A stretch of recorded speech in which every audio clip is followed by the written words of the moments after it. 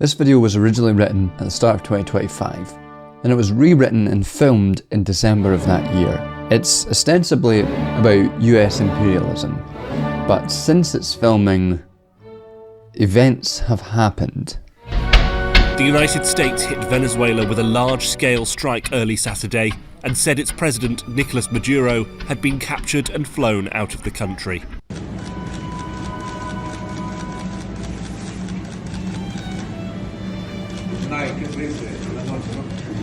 Night. Happy New Year. But we've been dealing with Denmark, we've been dealing with Greenland, and we have to do it. We really need it for national security. I think that's why NATO might have to get involved in a way, because we really need Greenland for national security. It's very important.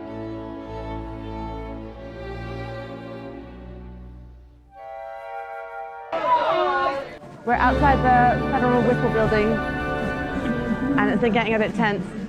I mean, I just gave you a statement a few minutes ago about, when the president speaks, you should take him seriously. So suffice it to say, Cuba is a disaster. I mean, it's amazing. This poor island took over Venezuela in some cases. One of the biggest problems that Venezuelans have is they have to declare independence from Cuba. They tried to basically colonize it from a security standpoint. So, yeah, look, if I lived in Havana and I was in the government, I'd be concerned, at least a little bit. Well, the president already announced a week ago that anything that's sanctioned oil, it's not going to be allowed to get there. So that's a pre-existing. Mr. President. With these various events, the analysis of this video has somewhat changed. And instead of just ditching it and starting again, instead I'm going to offer throughout these bits and bobs reflection on what's changed and what's happened. I think this might give the video a sense of progress and a kind of interesting perspective that it otherwise wouldn't have. But just to ask you to bear in mind that some of the analysis as initially presented might seem out of date. The tendencies and general form of the analysis hold up, I think, pretty well, but just bear that in mind moving forward. Earlier this year, the right in the US got really obsessed with condoms. Specifically, they were mad that through USAID, the US spent $50 million sending condoms, apparently, to Gaza. We are merely looking at parts of the big bureaucracy where there has been tremendous waste and fraud and abuse. In that process, we identified and stopped $50 million being sent to Gaza to buy condoms for Hamas, 50 million. And you know what's happened to them? They've used them as a method of making bombs. How about that?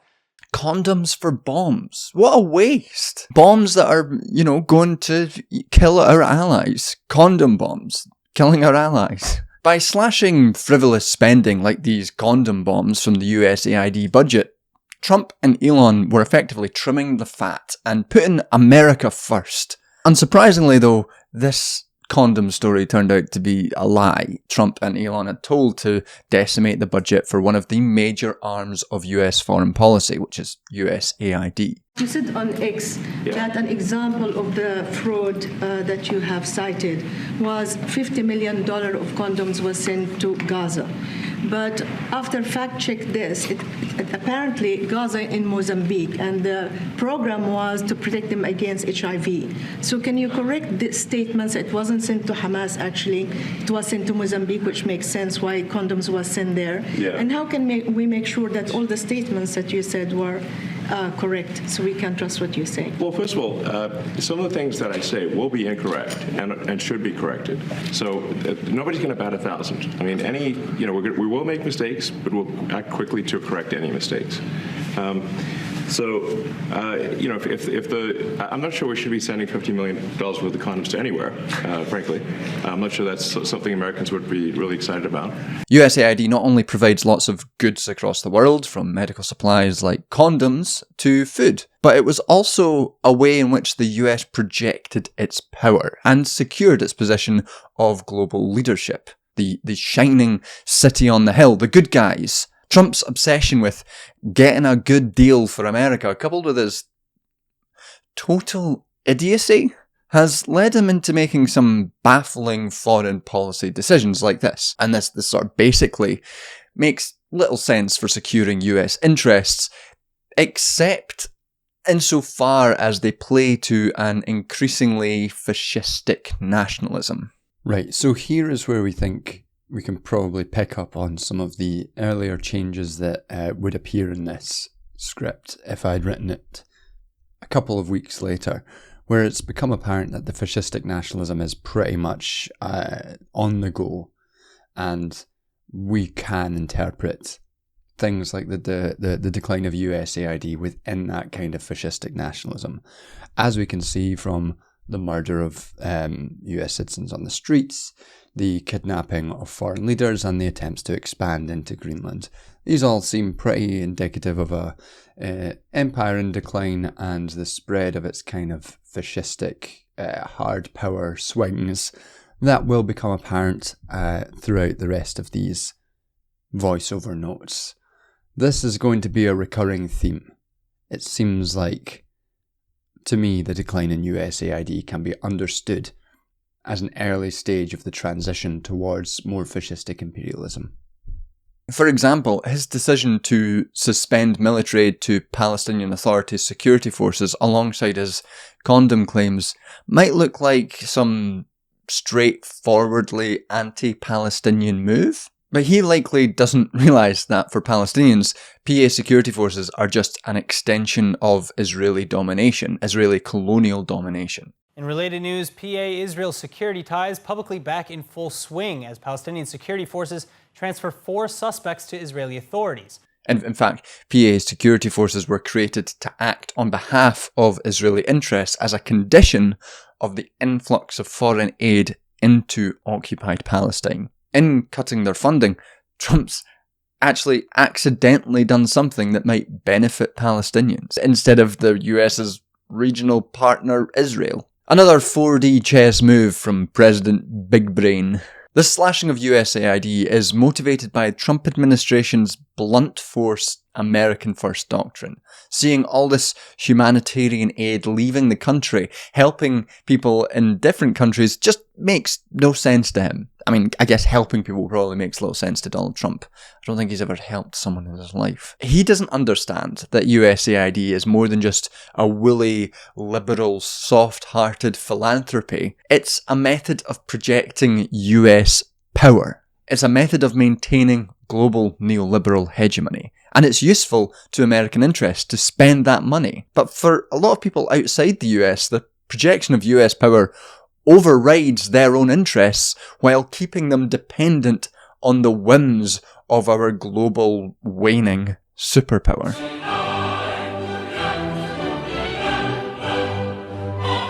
So today we're going to ask whether Trump slashing USAID might be accidentally good. This is fine. So, USAID has been one of the major ways that the US has projected so-called soft power. This is the kind of power that states project to get the world on side. To produce global consent to the current world order, powerful actors like the US fund things like human rights bodies, famine relief, and other humanitarian projects. This secures their image of the good guys on the global stage.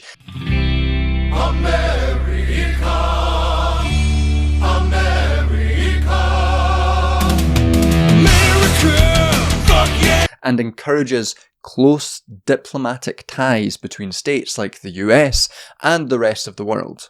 But soft power, like consent in general, isn't just a trick that the US plays. It does require the real provision of social goods to peoples and states across the world. And this is why USAID has become so essential to the lives of so many people across the world, and why Trump sees only a frivolous waste of money. A bad deal. They're giving condoms.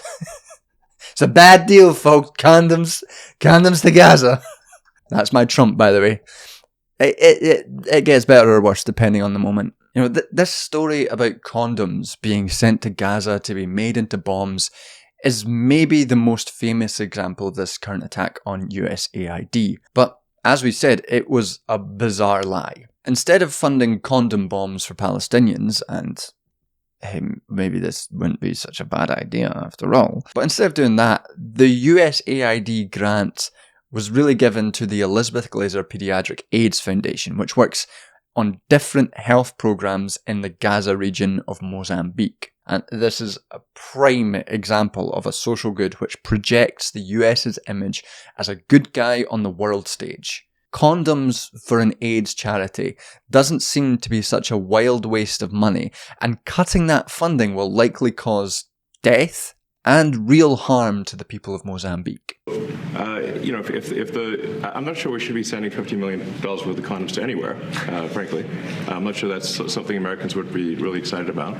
This is far from the only example of harm caused by Trump's attack on foreign aid. In the weeks following his suspension of humanitarian assistance, nearly 1 million women were denied access to contraception across the globe each week. HIV vaccine trials in South Africa were halted. 80% of emergency food kitchens opened in response to famine erupting due to Sudan's civil war have been closed. And the US early warning system, which predicts and directs food aid in response to famine, was frozen. These are just some of the devastating impacts produced by Trump's American first foreign aid freeze. And let's be clear, this is a move which will kill thousands, maybe millions of people across the globe. So, surely the devastating impact, the tens of thousands of deaths which will be caused by these slashes to USAID show that it's an objectively good organisation. To live up to its image as a global good guy, the US has had to make this agency a powerful force for the benefit of people across the world. But hold on, let's not assume that the US does anything innocently. In fact, while many of the USAID programs might not completely suck for the reasons that Trump and Musk say, often these very same programs push a much harder, coercive form of power. Even in cases which may seem like clear-cut, uncomplicated goods, something like food aid, USAID operates as a way to utilise these goods to maintain Global North economic extraction, which keeps much of the Global South dependent on US power. You know, a lot has been made of the risk of famine in states like Ethiopia due to the freezing of USAID, but since the 1980s, Ethiopia has been framed as one of the major risk areas for devastating famine. You know, the fucking goddamn Live Aid in its ridiculous image. So get your money out now and phone up and give us the money. You've got plenty of it, or if you've got none of it, get it to people who are dying of starvation. Get on the phone right now. Mick and David did that video specifically so that you could give something, and it's not happening enough. You know, you've got to get on the phone and take the money out of your pocket. Don't go to the pub tonight, please. Stay in and give us the money. There are people dying now, so give me the money. And here's the numbers. And read about. We're probably going to get the address first, aren't we? No, let's fuck the address. Let's get the numbers.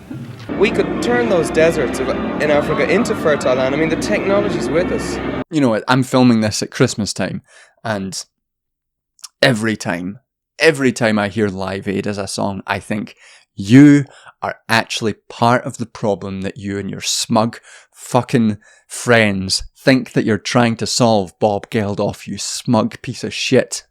And your song sucks. I hate Live Aid. But it's been part of this sort of image of Ethiopia as this place devastated by famine. And Ethiopia is, you know, very food insecure. But this is the case partly because of things like Live Aid. You don't think it's done good? I think it's done more bad than good. Band-Aid has done more bad than good. More bad than good because it's raised tens of millions of pounds, and it's also cost us in trillions. How's it cost you in trillions? So okay, I'll give it cost Africa in I'll trillions? give one example. Please, yeah. I'll give one example. Yeah. Because of the image, the negative images that's been portrayed of the continent, Africa is seen as a high risk profile, and as a result of that, we get high interest rate on our sovereign debts. Right, it's costing us 3.2 billion every year. Okay. Right, and you're saying Band-Aid raised millions. That's one example. Yeah. Another example is I partnered with the Ghana government for this initiative called the Year of Return that enables people to come to Ghana and just enjoy Africa firsthand.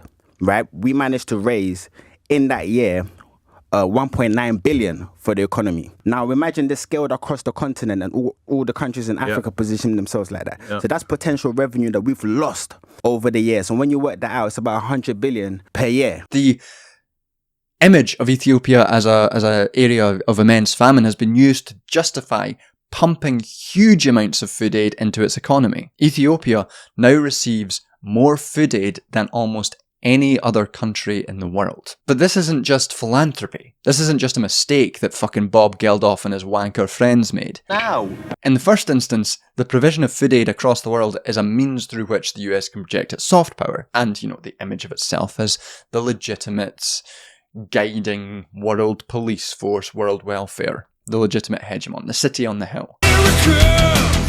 But secondly, food aid is one of the major ways in which US farmers secure profits. 40% of the food sent across the world is produced by US farmers, who received $2 billion for crops in 2024 for these programs. And this is why many farmers, many of whom voted Trump, are angry about the cuts to food aid. It's a slice to their profits. For more than 70 years, the U.S. government has purchased surplus grains from American farmers and sent them overseas to feed hungry communities from Africa and Asia to South America and Ukraine. The program is called Food for Peace, and in 2022, it provided 4 billion pounds of food to 58 million people. But tonight, all that is in jeopardy after the Trump administration's decision to freeze funding for USAID. Hundreds of millions of dollars and millions of tons of wheat, lentils, and rice are stuck in ports and warehouses across America and around the globe. We're joined now by Kansas farmers Vance and Luis M. Key. Their farm produces grain that ultimately makes it overseas. Thank you both so much for your time. Well, everybody looks at it from a very practical point of view that, there's a very valuable market that has vanished, and that's going to have a consequence on the Kansas City and Chicago Board of Trade. But this impacts the kind of aid Ethiopia receives too, because aid is so tied to US farming prices that the rates of aid delivered to Ethiopia are primarily driven by the cost of US wheat and not the needs of the people of Ethiopia. USAID projected US soft power and produced US profits. So, while food is being delivered, you could say, who cares that the US benefits so long as people get food? Unfortunately, while being centred on the needs of US farmers and US state power, the kind of food aid supplied by agencies like USAID also has a detrimental impact on the local agricultural economies of food aid recipients of places like Ethiopia. Research into the impacts of food aid into local economies has found that it had, quote, a significant destabilising effect on the availability of wheat in Ethiopia. By flooding the local markets with cheap food aid, local producers have far less incentive to grow food, and aid recipient states have less incentive to invest in local food markets. Since the 1980s, Ethiopia has transformed from a net food exporter into a major food importer. In the terms of Marxist Pan-African scholar Walter Rodney, USAID is used to underdevelop Africa. This is the concept that the global South states are poor because they are prevented from developing their own national economies and national infrastructures to the benefits of their own people, and instead operate solely to the benefit of the global North. And this keeps states like Ethiopia in a constant state of aid dependence and inability to develop the agricultural economies required to overcome the root causes of famine. Aid recipients across the world are kept dependent on American graces, a position which upholds the neo-colonial world orders whereby global South states are effectively controlled by the global North. And as Trump and Elon showed before Elon lost the graces of Trump by being, I guess, probably the most insufferable person to hang about with. Maybe that's the most relatable thing about Trump, is that even he can't stand Elon Musk. So, the sort of the left wanted to make comedy illegal, Like, you can't make fun of anything. So then it was like, comedy sucks. It's like, nothing's funny. You can't make fun of anything. It's like, legalize comedy. Yeah. I'm Mo. Or as the ladies like to call me, hey, you behind the bushes. Is this thing on? But what they both showed in that moment is that this position of being a recipient of food aid is a position of vulnerability, as aid can be unilaterally ripped away, leaving those countries at severe risk of extreme famine returning like that. More broadly though, foreign aid has long been used as a way to project neo-colonial power, expand market domination to areas which have previously resisted it, and maintain global neoliberal hegemony. The radical geographer Mike Davis calls this soft imperialism. In his book, Planet of the Slums,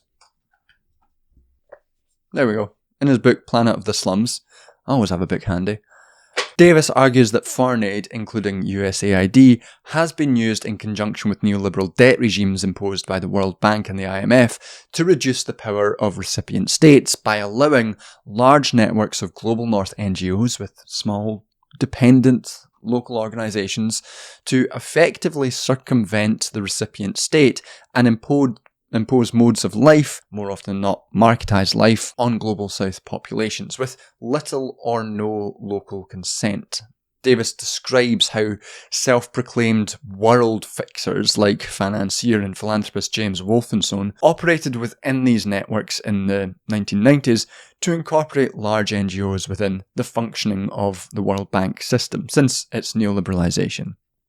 I do want to point out once again, with my bugbear, these are the antecedents of the effective altruists in many ways. These are the same sort of people with the same sort of thinking. Just as a note, fuck those guys too. But this process not only reduced the power of recently decolonised global south states, trapping them in exploitative relations, but as even some in the World Bank acknowledged, it co-opted and de-radicalised social movements within international networks of neoliberal NGOs. In South America, as Eduardo Galeano traces in his classic work, Open Veins of Latin America. Hold on. There we go. Open Veins of Latin America. I had my books ready. As he traces in that book, foreign aid was essential to the expanding of US markets abroad to absorb production surpluses to sustain American economic growth. Think about food aid. Think about the Ethiopian markets. For more than 70 years, the U.S. government has purchased surplus grains from American farmers and sent them overseas to feed hungry communities from Africa and Asia to South America and Ukraine. International charity does not exist, writes Galeano. It begins at home for the United States, as it does for everyone else. The role of foreign aid is primarily domestic. The US economy aids itself. And if you think back to the role of food aid in sustaining US farmers, you can see that this dynamic is still very much in play today. It's still very much true. And moreover, as Giovanni Arrighi noted in 1982, one of the great world systems theorists, one second, in this book, which I picked up for £1 and literally let out a yelp for when I saw it in the bargain bin of the bookmarks in London next to the British Museum. £1. Someone came up to me I was eating some ramen one day, and someone came up to me and was like, "How much was that book?" Because I was looking it up, and I could only find it new for like £100. And I'd been like writing notes in it, and I was like, "Oh, I got it for £1." I don't think that was worth £100. I think they were looking up the hardcover, but still, that was funny. But as Arrighi writes, a tightening of aid from core states has forced a growing number of peripheral countries to accept market discipline in order to obtain finance in the open market. So this is through the transition into global neoliberalism, which implies that aid has actually been instrumental in producing neoliberalism and as well as sustaining it. And Mike Davis again argues that the positive achievements of international philanthropy are entirely dwarfed by the negative impacts of land inflation and property speculation. He is speaking in the context of a geographer and urbanization and the way in which aid was used to apparently deal with local urban poverty, which he basically says opened marketization and fucked over a bunch of people by inflating the value of land. In short, the impacts of neoliberalization. So you can see how far from even just a form of soft power, which does good to generate international consent to US hegemony, aid has long been a tool of disciplining and restructuring the global economy in service of hegemonic interests.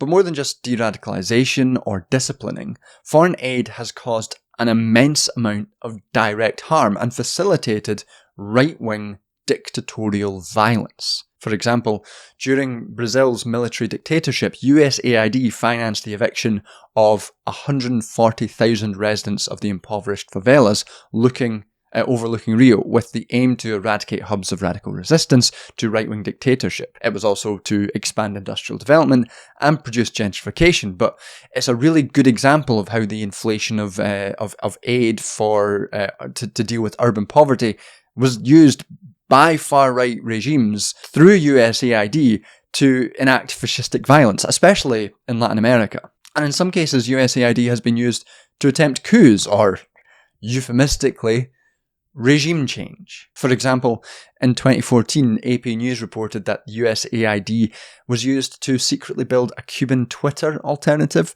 with the express purpose to undermine the Cuban government and attempt to foment a coup. This clandestine Obama-era policy was questionably legal and fits within decades of American imperial interference in the Cuban state. Here's how the plan worked. A USAID contractor called Creative Associates recruited young people from 3 Latin American countries. Those recruits were to head to Cuba to find young people who might become activists against the regime of Raul and Fidel Castro. The CIA famously tried to assassinate Fidel Castro more than 600 times over the years. This USAID-funded Cuban Twitter is just one other expression of the same ambition to control Cuban politics, the same colonial, fascistic ambition. Similarly, in 2019, after the US declared the unelected Juan Guaido as the president of Venezuela, and this is again relevant right now as the US once again is attempting to overthrow and destroy Venezuela. Okay, yeah, so it got even more relevant since recording this, as the US has obviously kidnapped Maduro and is now attempting to build ways to overthrow the Cuban state as well. So this just got more relevant, and depressingly so. And it genuinely weeks afterwards, so, fucking hell. At that time, USAID was instructed to direct decisions, quote, towards reinforcing the interim government's credibility. And this is in direct contradiction to its stated commitment to remain politically neutral.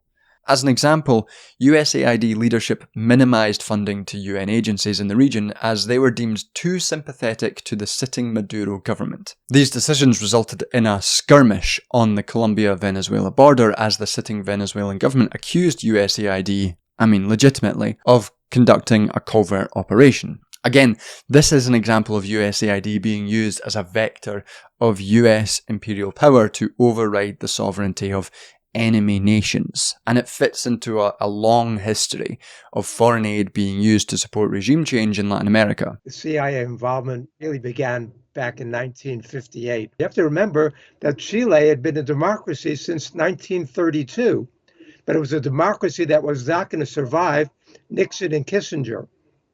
And so they started working with the coup planners. The U.S. provided arms, the U.S. provided intelligence, the U.S. provided financial aid, and they worked, first of all, to destroy the economy there with certain Chileans, like Agustin Edwards, who owned El Mercurio, the biggest newspaper in Chile, as well as copper interests and Pepsi bottling interests. And he worked with them in order to create an atmosphere of chaos in the country economically. And then when that wasn't enough, then they had the military coup. And so the United States came down with an iron fist, and they said it must be a military coup because that's going to send the message to anybody else who wants to follow in Allende's footsteps. Now, I do want you to keep in mind that while there is some difference between the Obama and Trump eras of imperialism in the Latin American region, there does appear to be strong continuity between this current era and past US imperialisms.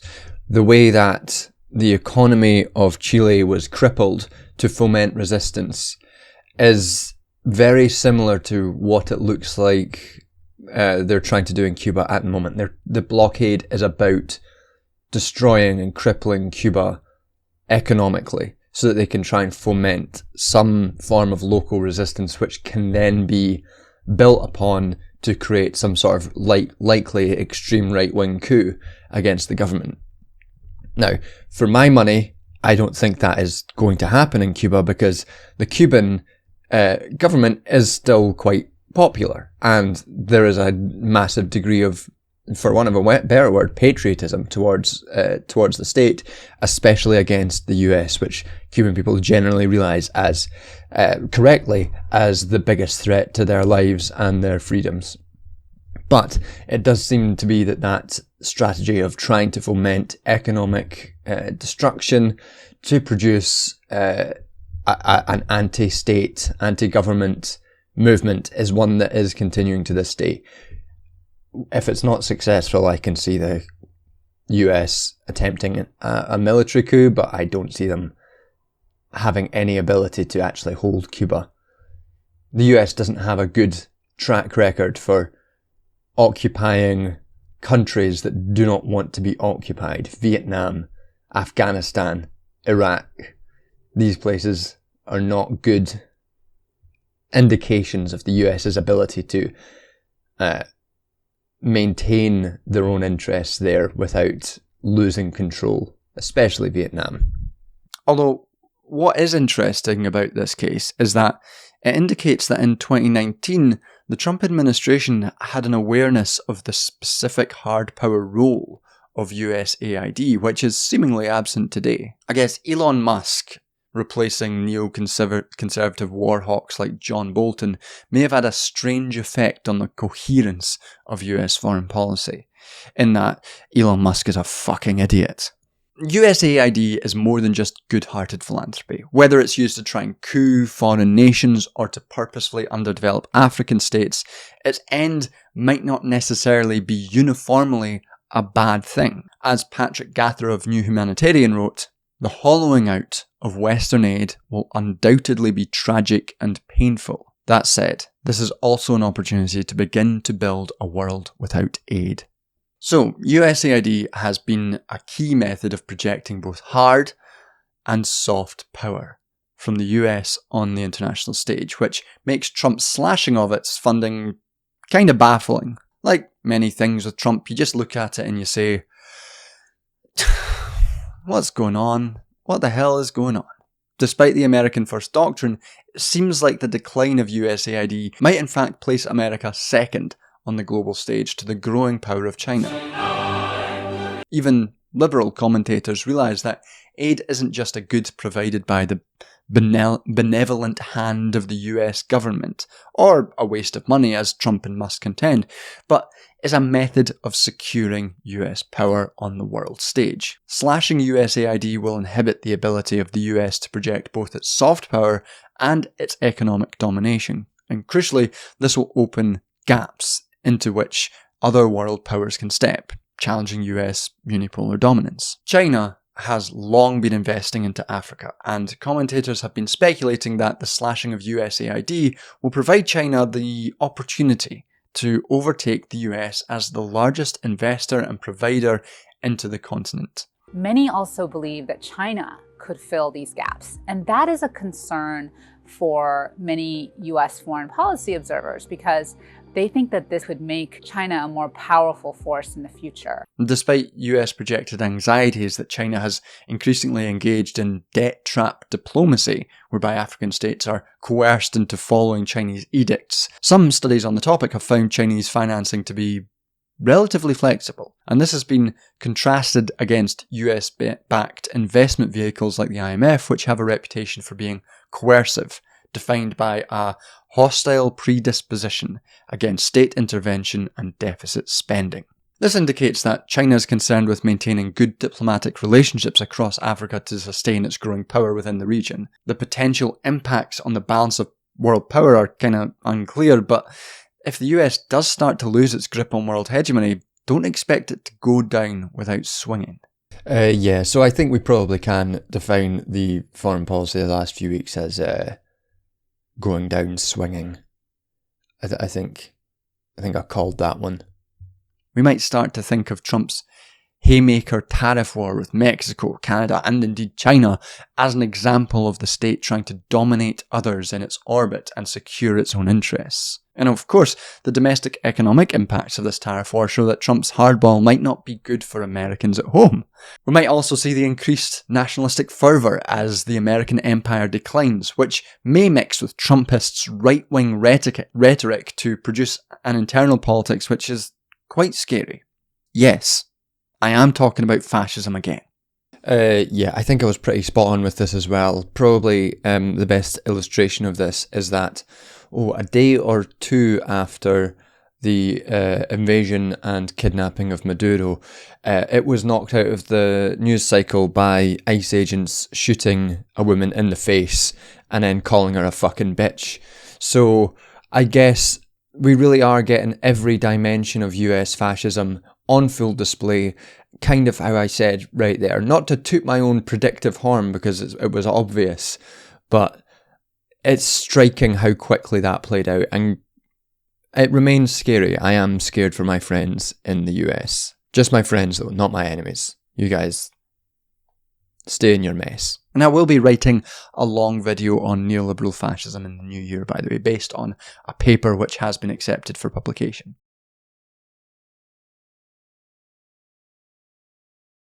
America First is a contradictory and confused policy goal. Trump and Musk don't seem to understand what it means for America to be first, beyond a childish perception of getting a good deal. This makes them do things completely at odds with US foreign and domestic policy interests. But a declining empire convinced of its own exceptionalism is a dangerous thing. The United States hit Venezuela with a large-scale strike early Saturday. Not only for those states towards which it may direct the only power it has left, hard power, but for its own people too. The end of US dominance might well be upon us. The world is changing. I can feel it in the water. I can feel it in the air. That's Lord of the Rings. The point still stands.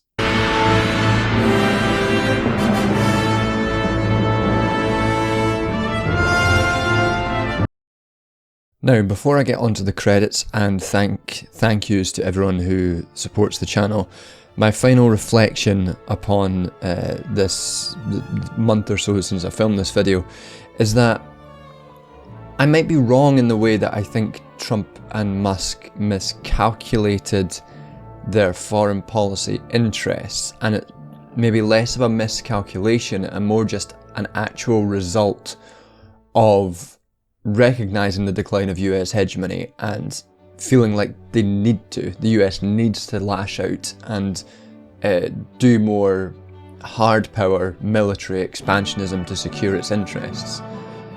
That might be the major difference in my thinking then compared to now. The decline of USAID from this angle seems like less of a miscalculation and a misunderstanding of hard and soft power, and more like just a rebalancing or a re-acknowledgement that the US needs to do military expansionism to survive. It cannot compete any longer as the soft power hegemon of the globe. It needs to engage in fascist expansionism, the last gasps of a declining and dying empire. That's what I think is probably happening at this moment. Hey, maybe in 2 months things will prove me wrong again, but that's where I've sat now and the major thing that I think looking back and re-editing this video. And so with that, I will say thank you to everyone who's stuck around and watched the video. If you liked the work, please like and subscribe and share it if you can, and if you feel like you can, sign up to my Patreon. You get access to a Discord server for $5 and up, you get early access to videos, the scripts get posted there, and $5 and up get their names in the credit, $10 and up get their names read out, which I'll do in just 1 second. If you feel like you can't sign up for as low as $2 a month, you can also give a one-off donation via Ko-fi or PayPal. All the links are in the description. But as it is, the best thing to do is to just share it with as many people as possible. YouTube is terrible for smaller creators at this time, so all the help that you can give is appreciated. And with that, I will read out the names of my beautiful patrons who have supported me through so much of this stuff. So, thank you to Demo Squid, Dying of Thirst, Soval Hayes, Anita Anispe, Bonbon, Cameron Blakemore, Daniel Swing, Earl Grey T, Ellis Wren, FD Signifier, Hey Joe, Joshua Moldenhauer, Katie Marshall, Kim Crawley, Nina G Public Relations, S, Tom Hutton, Unoriginal Name, Aga Ghost, Aaron, Alex, Craig Soiree, Christopher Poff, Daniel Hughes, Duncan Skinner, Esoteric Fictionalism, Eugene K, J Fraser Cartwright, Jack, Jacob Quinn Schenker, Joel, Kaspar Gunder Vasberg Larsen, Kieran Gore, Layum, Mason Colbert, Melanie Estes, Mongussa, Neil Zacheva, Niels Abildgaard, Paul Singleton, Via Westphal, Rachel Mixon, Robin, Tamish Kispeter, TV Skyen, Tinfoil Pancake, Tom Price, and Xander Corbis. And yeah, like I say, thanks once again, and I will see you all next time. Love you, bye.